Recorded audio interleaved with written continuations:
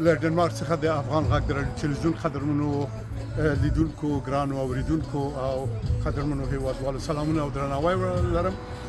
د ډنمارک په پلازمینه د کوپنهاګن په ښار کې د پاکستان د سفارت مخ کې دلته ګڼ شمېر افغانان د ډنمارک له بېلابېلو سیمو راټول شوي دي او د ګیلمن وزیر د ناځوان مردانه وژلو شهادت له امله دوی اعتراضیه غونډه لري دلته او هم غیابي جنازه چې دلته او فاتحه اخیستل کیږي. ان شاء الله چې موږ به هم پکې برخه ولرو او لاندې مرکې ولرو. دا اوس خو زمونږ یوه لړکۍ دلته زما خوا کې ده. سلام علیکم بچی ښه جوړ په خیر. ته خو د ځان راوپېژنه نوم دې څه ده؟ زما نوم لیوسا بیانخیل دی. زه د پی ټي ایم ډنمارک مشره یم او د اروپا د اډوکیسي کمیټې غړی یم. ډېر اعلی ډېر اعلی.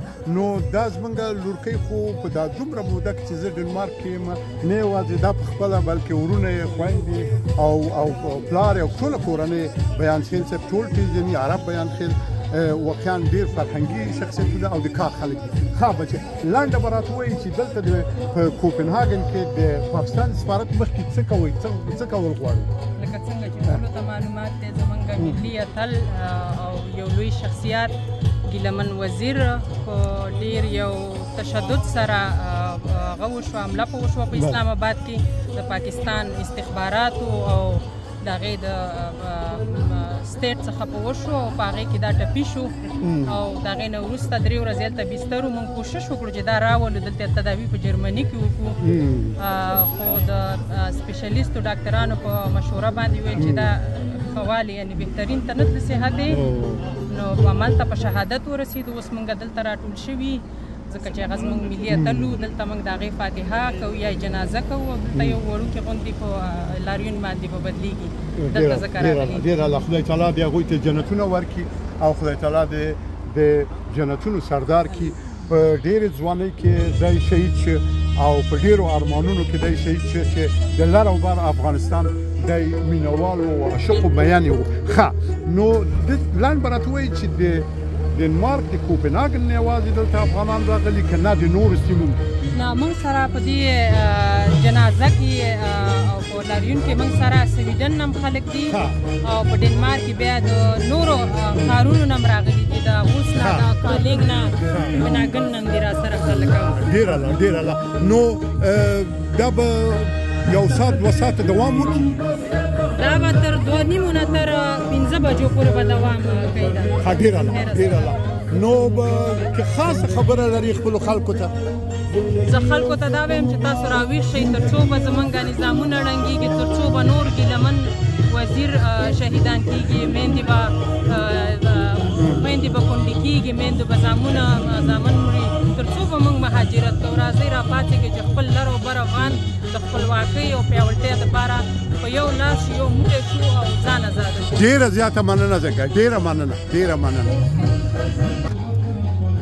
قدرمنو لیدونکو بیا هم درناوی لرم د دغه جنازې د مراسمو غیابي جنازه چې ده او لاریون یو بل ګډونوال دلته لرو چې دوی ډېر فرهنګپاله او فعال فرهنګي شخصیت دی په ډنمارک کې. جناب بادام شفق ډاکټر صاحب بادام شفق له ځان سره صاحب سلامونه. السلام علیکم. ستړي مشئ جوړ په خیر سال صحت مو ښه ده؟ تشکر مهرباني. بادام صاحب زه خو په دا هره وطني غونډه کې تاسو ګورم. مهرباني. نو حتما د کوپنهاګن له شاوخوا راغلي یاست؟ نه موږ د هغو اوس نه راغلي یو. ښه ډېر اعلی. په کوم نیت راغلي یاست او څه غواړئ؟ په دې نیت راغلي یو چې د ګیلمن وزیر به تاسې پېژنئ چې یو وطنپال شاعر و په همدې خاطر راغلي او هغه ډېر بېرحمانه شهید شوی دی. موږ غواړو چې د هغه روح ته دعا وکړو غیبانه جنازه یې دلته وکړو او د بلې خوا نه خپل اعتراض د پاکستان چارواکو غوږونو ته ورسوو ځکه دا د پاکستان د سفارت مخه ده. د دوی د چارواکو غوږونو ته یې ورسوو چې دغه زنځیري وژنې دغه هدفي وژنې چې په پاکستان کې د بشري حقوقو فعالانو لپاره ترسره کیږي دا باید د منځه لاړې شي.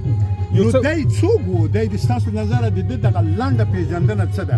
په یو جمله کې که ووایئ ولې دغه افغانستان لر او بر ورته اوس راټول؟ ګیلمن وزیر د بشري حقوقو فعال د پښتون ژغورنې غورځنګ فعال د رهبرۍ فعال غړی او ډېر تکړه او انقلابي شاعر و چې د میلیونونو پښتنو په زړه کې ځای لري. د دغه له خاطره دغه پښتانه په هغه باندې ډېر دردېدلي دي، په ټول جهان کې پرې دردېدلي دي. ولې دغه پښتانه چې دلته راټول شوي دي او دا اعتراضي غونډه جوړه کړې ده د ده په شهادت باندې ډېر دردېدلي دي، خوږمن شوي دي. د دې له خاطره دوی دلته راټول شوي. ډېر اعلی. جناب ډاکټر صاحب، که په کل کې د ټولو لر او بر افغانانو د یو شعار لنډیز ووایي، د یوې هیلې لنډیز ووایي، د یوې غوښتنې لنډیز ووایي. موږ د لر او بر پښتانه د پاکستان د نظامی دولت د هغې د استخباراتو د ظلمونو او هدفي وژنو د لاس لنډول غواړو. موږ د خپلو ګریوانونو نه، د پښتنو د مظلومو پښتنو د ګریوانونو نه د دوی د ظالمانه لاسونو ایستل غواړو او د خپلو حقوقو غوښتنه کوو، د خپلې خاورې د ازادۍ او د خپلو حقه حقوقو د راساولو لپاره مبارزه کوو. نو ځکه د لر او بر افغانان په دې کې نن ډېر خوږلن دي او خواشیني دي. ډېره زیاته مننه جناب ډاکټر صاحب شفق بادام، د تاسو مننه کوم ډېره زیاته.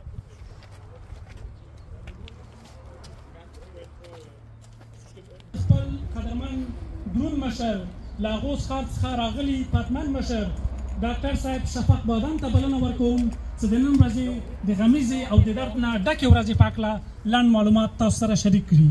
قدرمن ډاکټر صاحب. بسم الله الرحمن الرحیم. زما ګرانو او قدرمنو ملګرو، تاسو ته په لومړي سر کې د انقلابي شاعر، د وطن پرست شاعر، د پښتون ژغورنې د رهبرۍ غړی شهید ګیلمن وزیر د مظلومانه شهادت په مناسبت ټولو ته تسلیت وایم او موږ خپله اعتراضیه غونډه د دې لپاره رابللې ده چې د پاکستان چارواکو ته ورسوو چې په پاکستان کې د هدفي وژنې شروع دي او په دې هدفي وژنو کې هغه کسان وژني چې دوی په نښه کوي مخکې له مخکې او له منځه یې وړي.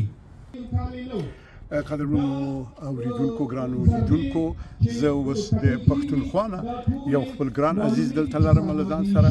هیله لرم چې په دې باب به د دوی نظر هم واخلو. صاحب ستړي بشئ، جوړ په خیر، سهار صاحب صحت مو ښه ده. اوله خو موږ خپل ځان راوپېژنئ، ستاسو نوم او څومره وخت کېږي ډنمارک کې؟ زما نوم زاهد حسین دی. ډېر اعلی. او زما 53 کاله کېږي. 53 کاله. نو چې زه دلته په ډنمارک کې ژوند کوم. نو اوس دلته چې راغلي یاستئ دغه غونډې کې، دلته مو هدف څه ده دې غونډه کې؟ هدف دا دی چې په پاکستان کې په موږ باندې سیاسي لارې هم بندې دي، سیاست باندې هم په موږ باندې پابندیانې دي.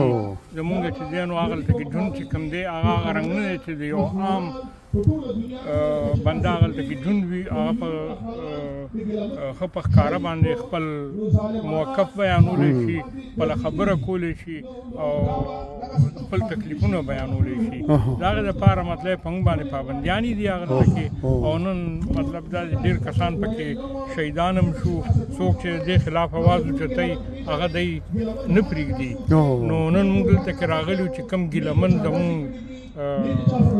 ځوان شاعر و، مبارز و، نو هغه چې دی نو شهید شوی دی چې د هغې دې پرس وشي او هغه چې دی نو شهید شوی د هغې نه پس پولیس اف آی آر باندې اوسه پورې کار نه دی کړی. او چې کوم بنده باندې دعوه ده چې هغه کړی دی، شک دی په چا باندې، هغه دوبۍ ته وتښتېدو.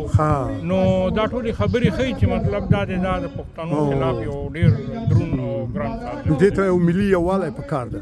ملي یووالی خو یوازې د دې لپاره نه، د پښتنو ټولو مسلو لپاره پکار دی. همداسې ده، همداسې. ډېره زیاته مننه کوو تاسو نه. کور مو ودان. په لړ کې له درون مشر د افغانستان د ملي تحریک د مشرتابه هیات په کوپنهاګن کې د افغانانو د جماعت بنسټګر پاتمن مشر مخور مشر رحیمي صاحب نه هیله کوو چې د قرآن کریم د څو مبارکو آیاتونو په تلاوت سره زموږ دغه نننۍ احتجاجي غونډه رسما پیل کړي. قدرمن رحیمي صاحب.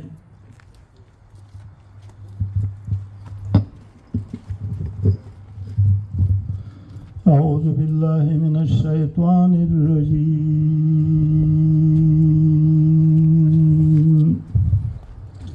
بسم الله الرحمن الرحيم.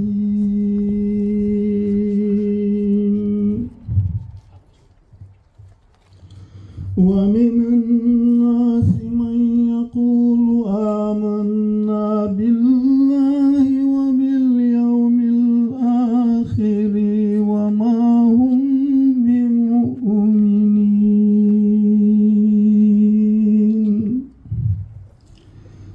يخادعون الله والذين آمنوا وما يخدعون إلا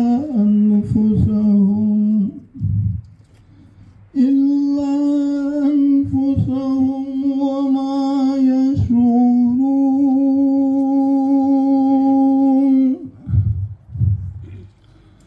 في قلوبهم مرض فزادهم الله مرضا ولهم عذاب أليم بما كانوا يكذبون.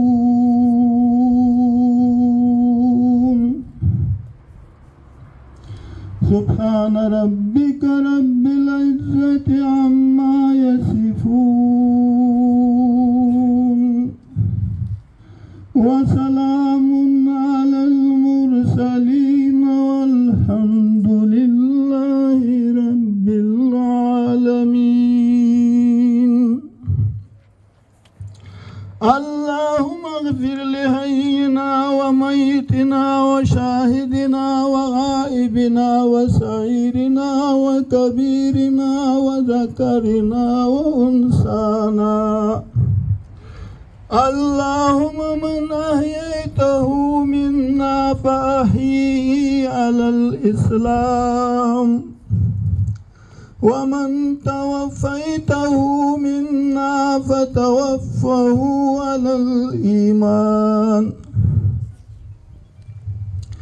إنا لله وإنا إليه راجعون.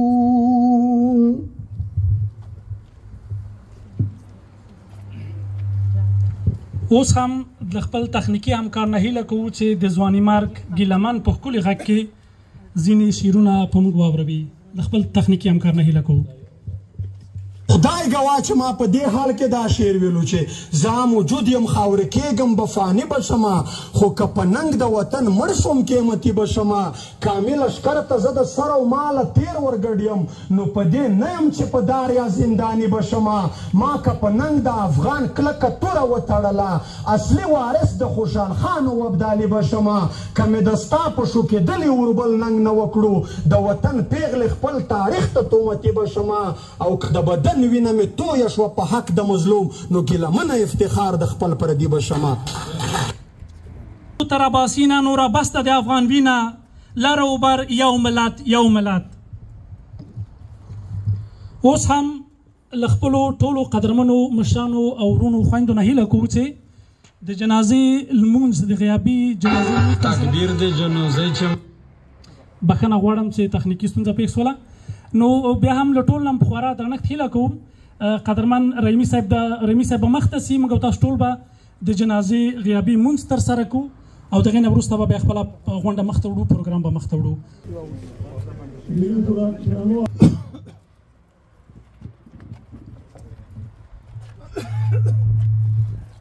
قدرمن اوریدونکو همدغه شیبه دلته د پاکستان سفارت مخکې د جنازې غیابي جنازې مراسم ترسره کیږي او دعایه به لوستل کیږي په پای کې. ستاسو پام راګرځول.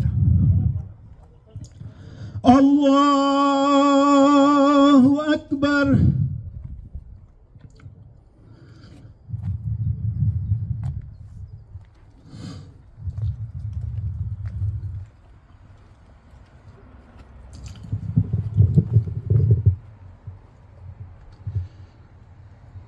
الله أكبر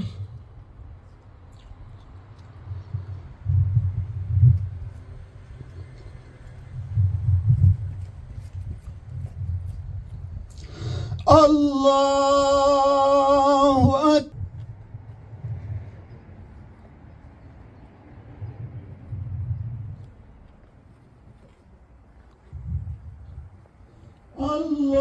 الله أكبر السلام عليكم ورحمة الله السلام عليكم ورحمة الله نحمده ونستعينه شهيد ګیلمن بنا اول شهید وي او نه به آخري شهید وي ځکه چې الله ورته دا ویلي دي موږ د پاکستان د داسې ځوانانو مبارزو په وژلو باندې نه ویری او نه زموږ مبارزه دوی شاته کولی شي ما چې کوم حدیث تاسې په حضور کې تلاوت کړ دا زموږ او تاسې ټولو باندې فرض ده ځکه چې محمد صلی الله علیه وسلم فرمایي چې انصر اخاک ظالما او مظلوما ته د خپل مظلوم ورور کومک وکړه او د ظالم مخه ونیسه موږ باید د پاکستان د تروریزم د مرکز باید لاس موږ ونیسو چې نور پښتانه مه وژنه نور افغانان مه وژنه او خپل هغه پښتانه چې په دغه لاره کې شهادت ورکړی دی د هغوی لاسنیوی باید وکړو د هغوی باید موږ مخه باید ډب کړو چې نور زموږ دغه ورونه په شهادت باندې ونه رسوي څنګه خپل افغان ولاړ وي داسې انګیر یم چې تر شا مې ټول جهان ولاړ وي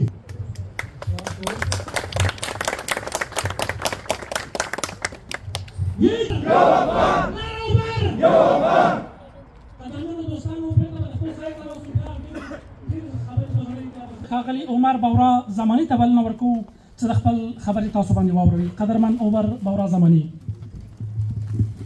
د سپېڅلي څښتن تعالی په سپېڅلي نامه ټولو قدرمنو ملګرو تاسو چې ته راغلی سئ ستاسو څخه یوه نړۍ مننه ځکه ټول د ډېر لرو ځایونو راغلی سئ او دې په خاطر راغلی سئ چې شاعر ګیلمن چې زمونږ د لوی افغانستان مبارز او د لوی افغانستان غوښتونکی و د هغې په خاطر راغلی سئ مخکې دلته موږ پاکستان چې دی صرف پنجاب دی او پنجاب چې دی پاکستان دی موږ خپله دغه د پښتونخوا کومه برخه چې ده او د بلوچستان دې ته موږ پاکستان نه ویو نو که کله څوک د پاکستان ته مردباد چغه وایي هغې مقصد دا دی چې د پنجاب مردباد ځکه چې په دغه اسټبلیشمنټ کې ټول پنجابیان دي د اسټبلیشمنټ پنجابي اسټبلیشمنټ کې 80% دوی هغه مشران چې دي هغه پنجابیان دي که موږ ګیلمن د لاسه ورکو دا د پنجاب اشاره وه لارښوونه د پنجاب وه فکر سوچ د پنجاب و خو مګر هغه دغه چې و د خرڅ شوی لاس چې و دا به د پښتون و که موږ وګورو تاریخ ته خوشحال خان خټک چې د درې نسلو نه هغې د مغولو د حکومت دپاره کار کوو نو هغې درې همیشه به دوی چې په پښتنو باندې به حملې کولې د پښتنو خاوره به یې نیوله او هغه به د مغولو په خاوره کې شاملوله خو چې کله خوشحال بابا بندي شو د هغې نه وروسته بیا دا پښتون شو او بیا دا شعر ویو چې د افغان په نوم مې وتړله توره ننګیالې د زمانې خوشحال خټک یم نو دپاره جنګ کوي د پنجاب دپاره مري هغې نوم به همیشه ورکي د هغې نه مخکې هغه پښتانه چې د انګریزانو دپاره به جنګ کوو د انګریزانو په حکومت کې به او د پښتنو په مقابل کې به جنګېدل او جګړه به یې کوله د هغې نومونه مرګ دي خو هغه پښتانه چې د انګریز په مقابل کې به ودرېدل او د خپلو پښتنو د ازادۍ دپاره به یې جنګ کوو هغه پښتانه همیشه یادېږي نو هر هغه پښتون ژوندی ګیلمن به ژوندی شي پرون مې تراب صاحب یو شعر واورېدو به یووالي ته رابلو انشاءالله تعالی افغانان به یو کېږي پاکستانه له پښتون وژنې لاس واخله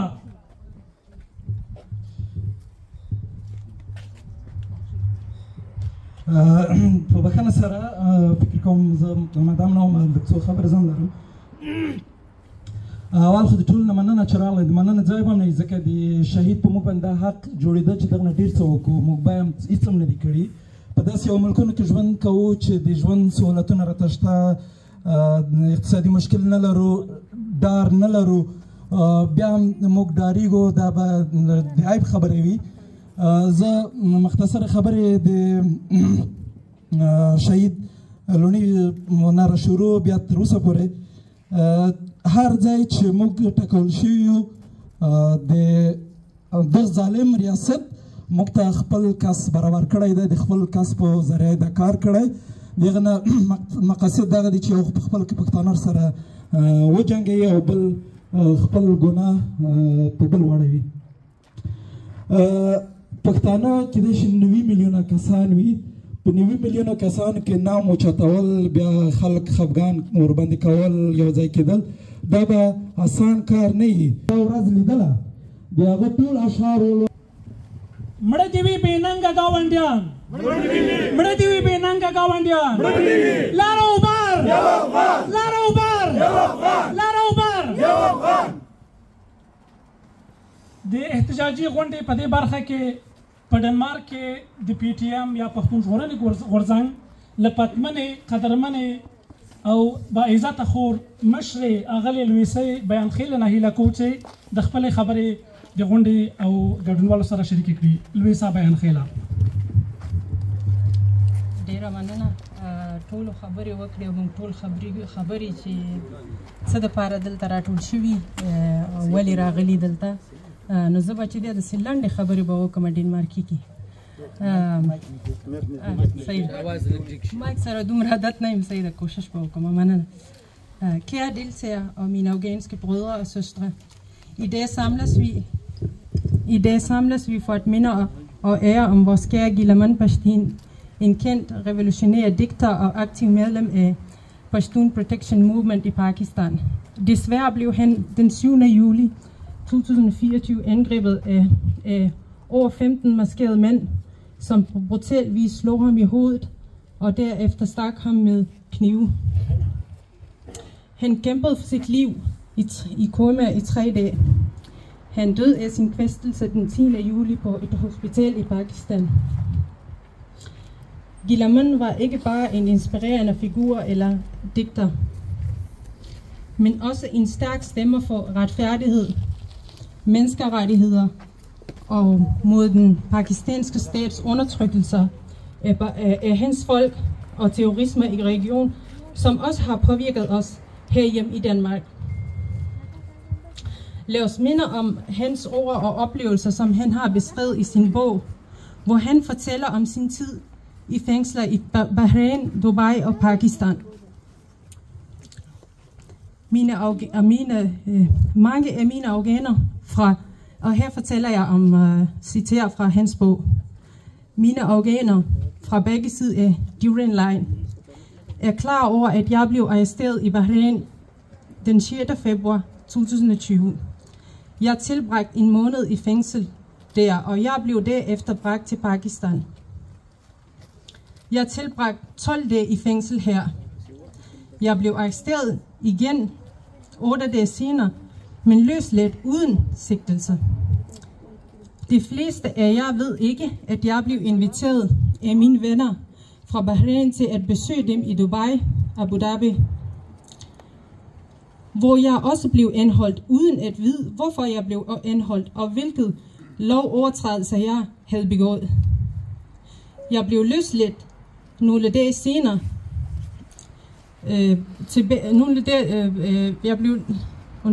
Jeg blev løsladt efter nogle dages tilbageholdelse mod kaution. Hvad der skete med mig i arresten, vil jeg fortælle her. Det andet spørgsmål handlede om, hvad Pashtun Protection Movement var og hvad den stod for. Efter afhæng blev jeg låst ind i et så koldt rum i 20 minutter, at jeg blev så kold, at mine hænder og fødder holdt op med at fungere. Mod den pakistanske stats undertrykkelser, vi må fortsætte hans kamp og sørge for, at hans ofre ikke er forgæves. Lad os stå sammen og kæmpe for en bedre fremtid. Fri os selv fra systematisk undertrykkelse og vold. Gilamans ånd lever videre i os, og vi glemmer aldrig hans bidrag til vores sag og kampen for retfærdighed.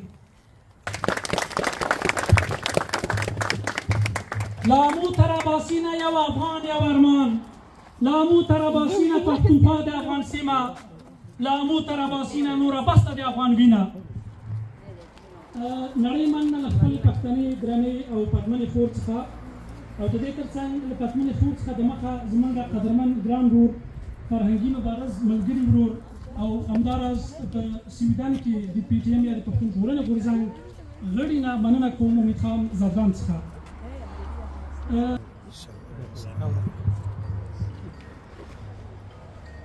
د لوی خدای په نامه السلام علیکم ورحمت الله وبرکاتو.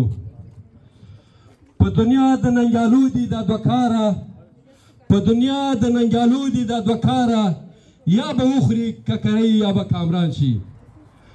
ورونو له راتګ څخه مننه، خویندو د تاسو راتګ نه هم مننه. ګیلمن وزیر هم شهید سو هم کامران سو. الله دې دته جنتونه ورکړي، خو تاسو وینئ چې لر او بر افغان یې په خپله وینه په لرزه راوستی او د ازادۍ نارې وي دته لاسونه په دعا دي. موږ اورېدلي وو چې د شهید وینه رنګ راوړي. زه باور لرم چې دغه افغانان چې په لر او بر افغان کې دته دعاګانې کوي او د ده لاره تعقیبوي، انشاءالله چې دا به زموږ د ازادۍ سبب سي. 130 کاله کېږي چې انګریزي استعمار زموږ پاکه خاوره زموږ څخه بېله کړې. زموږ په میلیونونو ورونو دلته خو زرګونه شهیدانو غږ وشو، په 100,000 شهیدان سوي دي، په زرګونه نارینه ورک دي، بندیان دي، په زرګونه خویندې ورکې دي، بندیانې دي. د دې لپاره نور هیله لرو زموږ له مشرانو نه چې د وحدت او یووالي لاسونه ورکړي. عدم تشدد چې پخوا قرونه مخکې ګاندي اعلان کړی وو، هغه خلک متحد و اتفاق کړی وو. لومړی باید موږ اتفاق وکړو او نور له دغه ترانو او له دغه وسلو نه چې په کورونو کې هم ساتلي خپل ورونه تربرونه پرې وژنو. د پنجاب د فوج او د ایسای په ضد یې راوباسو، ځکه چې حق غوښتل کېږي نه، حق په زور اخیستل کېږي. موږ هېڅکله نشو ویلی چې ټول د دول قوم ملامت ده، بلکې هغه خاین لاسپوڅی، هغه چې له ایسای نه پیسې اخیستې دي، هغه غلام چې په خوله په ژبه پښتو وایي، په سر او په زړه کې د پنجاب مزدور ده، هغه آزاد خان و چې په ګیلمن وزیر یې وار وکړه او هغه د شهادت مرحلې ته ورساو. او دا د منظور پښتون خبره ده چې دا یو زنجیري هغه حملې دي چې په عارف وزیر، په عثمان خان کاکړ او په ارمان لوڼي کړې وې. دا یوه سلسله ده. د دې سلسلې د پای لپاره نور باید افغانان که لر دي او که بر دي راجګ سي، اول یووالی وکړي. موږ ته د یووالي خبره ډېره مهمه ده. دا به نه وروستی شی دي نه به لومړی وي، بلکې ازادي قرباني غواړي. موږ باید نورو قربانیو ته هم چمتو اوسېږو. دا زموږ لاره ده تر څو چې یو ځای کېږو او لوی افغانستان جوړوو. یو افغان لر او بر، یو افغان لر او بر، یو افغان یہ جو دہشت گردی ہے اس کے پیچھے وردی ہے، جو دہشت گردی ہے. بخښنه غواړم تخنیکي ستونزه پېښ شوله، په دې چې البته ډېر نږدې نه ورسره شناخت لرم. بزرګوارۍ وبښئ. ښاغلي صدیق ننګ ته بلنه ورکوو چې خپلې خبرې موږ او تاسو سره شریک کړي. قدرمن ننګ صاحب. السلام علیکم ورحمت الله وبرکاتو. وای زما تړلی لاس او ستا درنې درنې څپېړې، زما تړلی لاس او ستا درنې درنې څپېړې. اشنا یو ورځ خو به اشنا دا په حساب کې راولم. د یون صاحب دی ملګرو، زه خبرې کوم لږ به متفاوتي که ژورو ته ورسوئ ځان، نو بیا به راباندې شاید انتقاد ونه کوي، خو ډېر زر به قضاوت نه کوئ. زه کمې خبرې غواړم ژورې وکړم. په اول قدم کې زه ورته وایم چې زموږ ملي اتل شهید ګیلمن وزیر روح دې ښاد وي او یاد خو یې اسم جاویداني تل پاتې دی. او د دې وینه به دومره رنګونه راوړي چې بیا به تور پنجاب پکې ډوبېږي. دومره خبره دا کوم چې دغه خبره باید دغه زمونږ مثلا دلته زمونږ ډېر ښه د ډنمارک پولیټي راغلي دي، زمونږ او تاسې امنیت نیولی دی، دلته صلحامیزه ټولنه ده. موږ خو د ډېر پخوا نه پوهېږو، موږ خو د ډېر پخوا نه پوهېږو چې انګریز یو مصنوعي هېواد جوړ کړ چې پاکستان یې نوم ورته کېښود. پاکستان نه ملت دی نه هغه دی، د یو پروژه ده او د انګریز برګډ دی. تاسې لګیا سئ ملګري همدا لګیا دي چې موږ د پاکستان نه غواړو، دوه درې ملګرو په خبرو کې وویل، موږ د پاکستان نه غواړو چې دا کار بند کړه. ولکه د پاکستان استخبارات دا کار کوي، هغه په زاریو په دعاګانو په حضورونو نه بندېږي. څلورم کس دی زموږ عثمان لالا، عارف شهید، لونی لالا په یو ځای لګېږي. دا ډمه اکبر داسې چې ده پسې چې شاته وروسته قوي طبي پروژه نه وي او دا پروژه د ISI په لاس کې نه وي، د استخباراتو ورسره نه وي او پرېمانه پیسې ورپسې نه وي، دا امکان لري چې دا څلور قتل یو رقم کېږي. زمونږ قاتل ISI دی، زمونږ د شهید قاتل ISI دی او هغه دا کار کوي، موږ په زاریو نه خلاصېږو. بله خبر زه دنیاوالو ته کوم، د اروپا اتحادیې ته کوم، ملګرو ملتونو ته کوم. ما ویل چې موږ خو پېژندلی وو، خو تاسې خو مو پېژنده.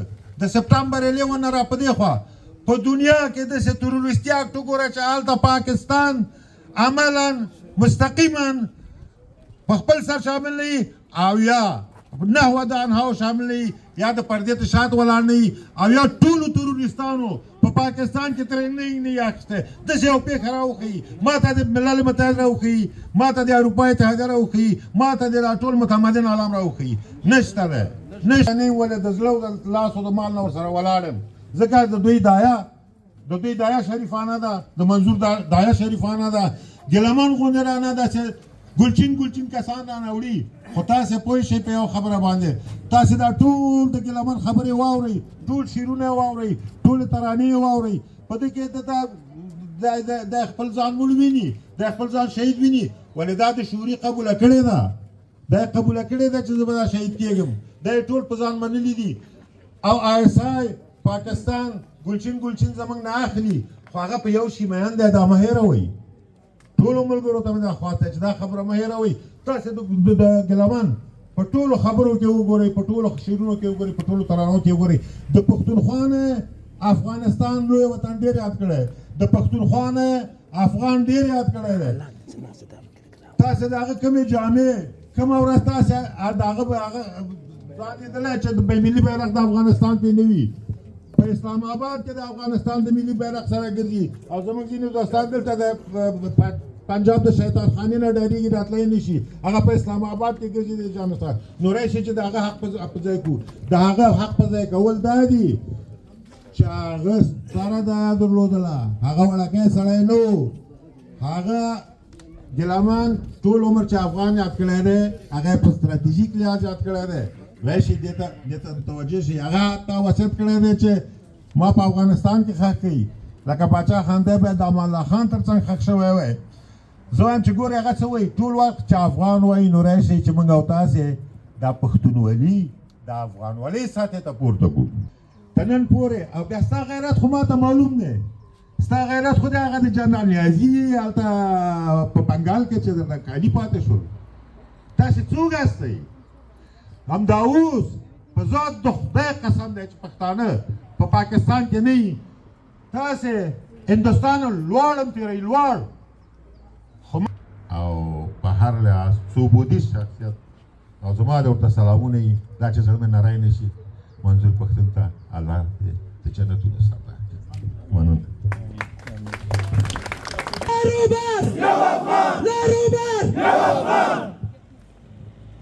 نړۍ مننه زندان صاحب، شکر چې ته راغلی.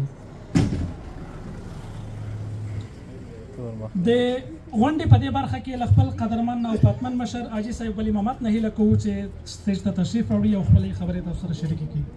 حاجي صاحب ولی محمد.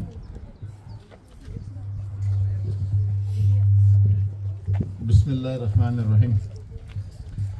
خپله وینا د شهید موسی شفیق په یو بیت باندې شروع کوم چې هغه ویلي وایي دبستان کې د اشیا چې زه استاد وم هغه وخت کې تا لوستله سپاره دبستان کې د اشیا چې زه استاد وم هغه وخت کې تا لوستله سپاره اوس راپاڅېږي زما د سر داوی کې خدای نو په همدغه قواره